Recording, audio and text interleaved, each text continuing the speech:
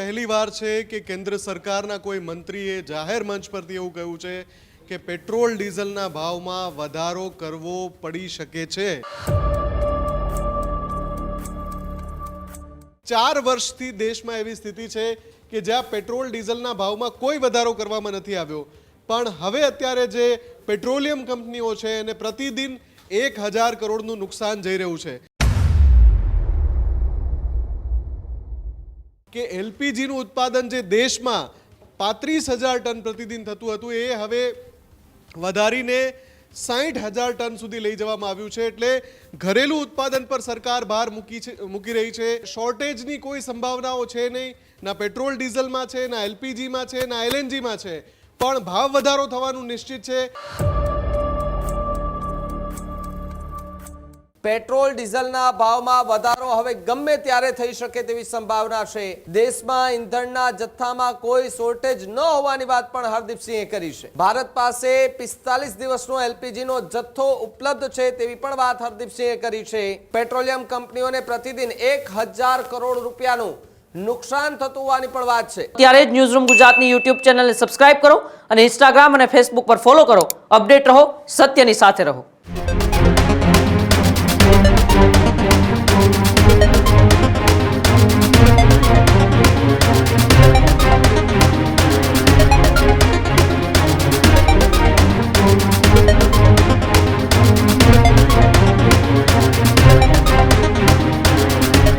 કેન્દ્ર સરકારના મંત્રી છે તેમણે ભાવ વધારાના સંકેતો આપ્યા છે। પેટ્રોલ ડીઝલના ભાવમાં વધારો હવે ગમે ત્યારે થઈ શકે તેવી સંભાવના છે। કેન્દ્રીય મંત્રી હરદીપસિંહ પુરી કે જેમણે પુષ્ટિ કરી દીધી છે પેટ્રોલ ડીઝલના ભાવમાં વધારો થઈ શકે છે તેવી વાત હરદીપસિંહે કરી છે। દેશમાં ઈંધણના જથ્થામાં કોઈ શોર્ટેજ ન હોવાની વાત પણ હરદીપસિંહે કરી છે। ભારત પાસે 60 દિવસનું ક્રૂડ ઓઇલ જે છે તે જોવા મળી રહ્યું છે, એટલે કે જથ્થો છે પરંતુ ભાવ વધારો નક્કી માનવામાં આવી રહ્યો છે। ભારત પાસે 45 દિવસનો એલપીજીનો જથ્થો ઉપલબ્ધ છે તેવી પણ વાત હરદીપસિંહે કરી છે। દેશ પાસે 60 દિવસ એલપીજીનો જથ્થો છે, એટલે કે 60 દિવસ ચાલે એટલે એટલો એલપીજીનો જથ્થો હોવાની વાત કરવામાં આવી છે। ત્યારે દેશમાં એલપીજી પ્રોડક્શન 55,000 થી 60,000 ટન જે છે તે પહોંચી ચૂક્યું છે। પેટ્રોલિયમ કંપનીઓને પ્રતિદિન 1000 કરોડ રૂપિયાનું નુકસાન થતું હોવાની પણ વાત છે।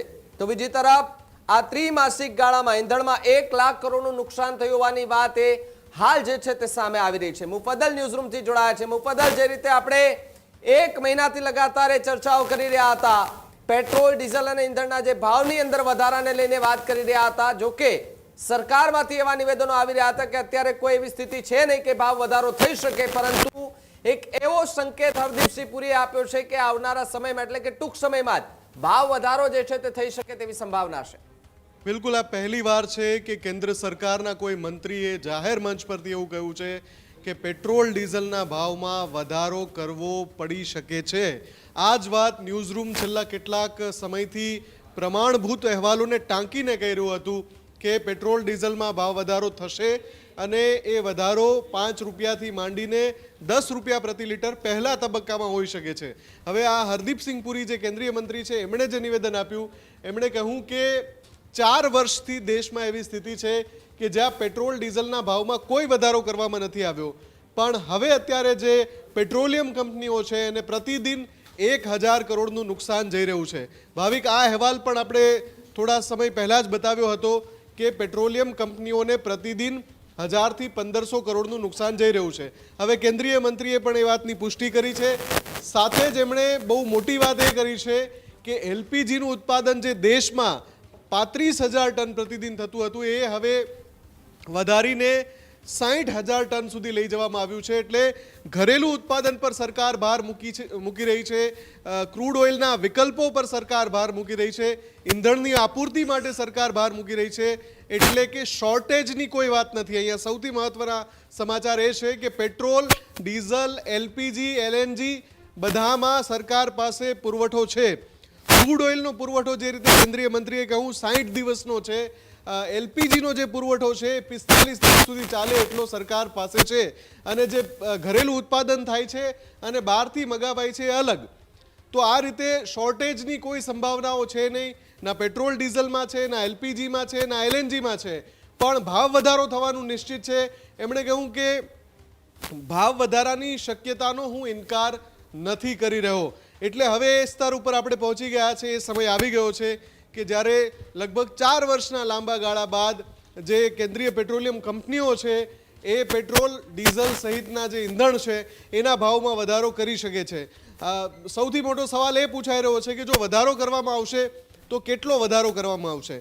જો જે આંકડા અને અહેવાલો આપણી પાસે આવી રહ્યા છે એ અનુસાર, પ્રમાણભૂત માધ્યમ અનુસાર 25 રૂપિયા જેટલી અત્યારે ખોટ પ્રતિ લીટર પેટ્રોલિયમ કંપનીઓને જઈ રહી છે.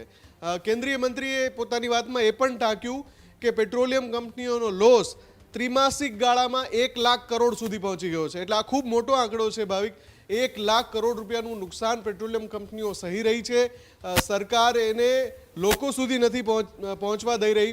પણ અત્યારે પરિસ્થિતિ એવી બની ગઈ છે કે જો ક્રૂડ ઓઇલની આપૂર્તિ જે અત્યારે પણ પહેલાં જેવી નથી, ઈરાન અમેરિકા યુદ્ધના પછીના સ્તરે જે ક્રૂડ ઓઇલની આપૂર્તિ બાધિત થઈ છે એ જો એવી જ રીતે આગળ પણ સમયમાં રહ્યું તો એ નિશ્ચિત છે કે પેટ્રોલિયમ કંપનીઓ હવે વધારે નુકસાન સહન નહીં કરી શકે. પેટ્રોલ અને ડીઝલમાં પ્રતિ લીટર 25 રૂપિયા જેવો વધારો કરવાની નોબત આવી શકે છે, પણ એ તબક્કાવાર હોઈ શકે છે. પહેલા તબક્કામાં પેટ્રોલ અને ડીઝલમાં પ્રતિ લીટર 5 થી 10 રૂપિયાનો વધારો સંભવ છે. એ જ રીતે ઘરેલું રાંધણ ગેસ છે એમાં પણ તબક્કાવાર વધારો થઈ શકે છે. હાલ પૂરતું એ નિશ્ચિત થઈ ગયું છે કે વધારો બહુ જલ્દી આવવાનો છે અને એ વધારો તબક્કાવાર હોઈ શકે છે. પણ એની સાથે સાથે એ બાબત પણ આપણે કહેવી પડે કે આટલો મોટો દેશ હોવા છતાં અને આટલી માત્રામાં રોજનો વપરાશ હોવા છતાં પેટ્રોલ, ડીઝલ કે રાંધણ ગેસના પુરવઠામાં કોઈ કમી નથી. સરકારે કહ્યું કે પુરવઠો પૂરતી માત્રામાં છે. ભાવિક, માહિતી બદલ. તો જે રીતે પેટ્રોલ ડીઝલના ભાવ વધારાને લઈને જે વચ્ચે પણ જે અફવાઓ ઉડી હતી, અત્યારે પણ ન્યૂઝરૂમ ગુજરાતે આપને અપીલ કરે છે કે માત્ર આ એક સંકેત છે. ભાવ વધારાને લઈને હજુ સુધી કોઈ પણ જાતની જાહેરાત નથી કરવામાં આવી. એટલે કે સોશિયલ મીડિયા પર ભ્રામક વિડીયો, ભ્રામક પોસ્ટ આ વાયરલ થાય તો પછી પેનિક થવાની જરૂર નથી. ઓફિશિયલી જ્યારે જાહેરાત થશે ત્યારે ન્યૂઝરૂમ ગુજરાતે સૌથી પહેલા એ આપને બતાવશે કે પેટ્રોલ અને ડીઝલના ભાવ જે વધારાના સંકેત છે એમાં ભાવ વધારો થયો છે કે કેમ, અથવા તો એ ભાવ ત્યાંનો ત્યાં જ છે.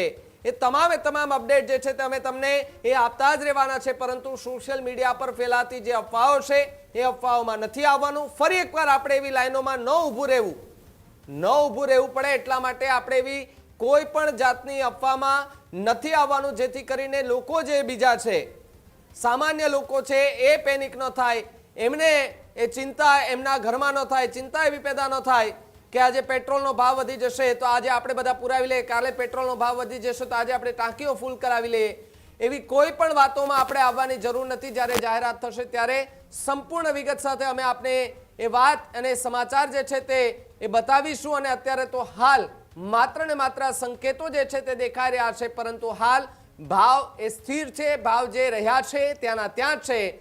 હવે જોવાનું રહ્યું કે આગામી સમયમાં પેટ્રોલ અને ડીઝલના ભાવમાં કેટલો વધારો આવે છે. હજુ સુધી તમે અમારી ચેનલને સબસ્ક્રાઇબ નથી કરી તો અત્યારે જ ન્યૂઝરૂમ ગુજરાતને સબસ્ક્રાઇબ કરો. ફેસબુક અને ઇન્સ્ટાગ્રામ પર ફોલો કરો.